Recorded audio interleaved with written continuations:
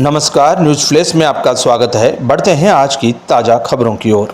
प्रार्थी सागर हिम्मतजरी निवासी वैशाली नगर अपने दुर्ग स्थित JBR रिफाइनरी दुकान में सोना गलाने का काम करता है।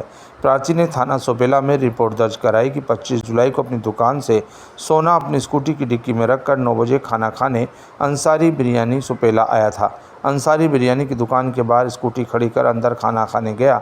10 मिनट में खाना खाकर वापस आया तो देखा कि उस स्थान में नहीं है। रिपोर्ट पर थाना सोपेला में अपराध पंजीबद्ध कर विवेचना में लिया गया।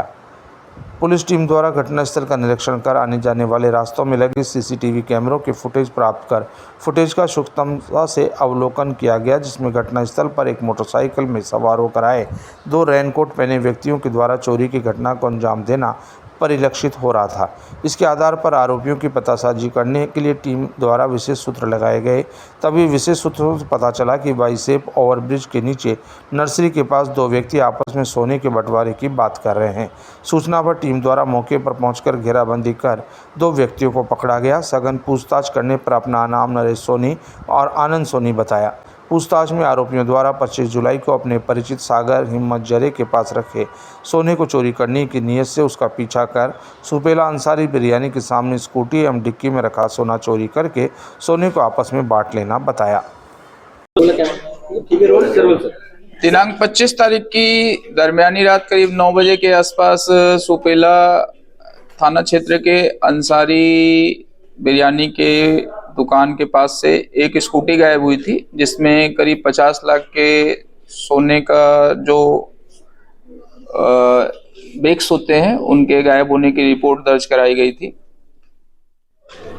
प्रथम दृष्टया वो ऐसा लग रहा था कि कहीं कुछ गड़बड़ है उसमें, बट करीब 12-14 घंटे की उसमें इन्वेस्टिगेशन के बाद ये क्लियर हुआ कि चोरी सिर्फ स्कूटी चोरी नहीं है, किसी ने उसको ध्यान रखकर रेकी करके सोने के ऊपर फोकस किया हुआ है। और उसके बाद से फिर हमने उस पर सीरियसली वर्क किया और जो भी फुटेज हमको प्राप्त हुए अलग अलग जगहों से उनको, और जो मोबाइल डंप से रिकॉर्ड प्राप्त हुए कि कब जहाँ पे उनकी शॉप है आकाशगंगा के पास में, वहां से लेके अंसारी शॉप तक जहाँ पे स्कूटी मिली हमको 2 दिन बाद, वहां से लेके कहाँ कहाँ पे कौन कौन से नंबर एक्टिव हुए, बंद हुए, कब वो मूव हो रहे हैं, तीनों जगह को कंपैरेटिवली चार्ट से देख के और फुटेज से मिलान करने के बाद ये क्लियर हुआ कि ये 5-6 नंबर सस्पेक्टेड हैं, जिनके आधार पे हमने कल जाकर नरेश सोनी की आइडेंटिटी पहचान पाए कि वो एक प्राइम सस्पेक्ट है। और उसके घर पे जब हमने छापा मारा, उसको उठा के ले आए, उससे थोड़ा सख्ती से पूछताछ की तो उसने सारी घटना को, और हमने उसको सस्पेक्ट पे उठाया था, परंतु उसने जो अपना बयान दिया वो प्रथम दृष्टया उसका झूठ साबित हुआ उसकी लोकेशन के आधार पे। जैसे जब उस दुकान के आसपास उसका फोन ऑफ हुआ है तो उसने बताया कि हम थे नहीं, लेकिन मोबाइल लोकेशंस उसके झूठ को बता रही थी। तो उसके बेस पे हमने उसके फिर सख्ती से जब उसको उसका रिकॉर्ड दिखाया तो उसने वो टूट गया और फिर उसने एक्सेप्ट किया कि उसने वो चोरी की है। और फिर उससे हमने वो जब्ती की।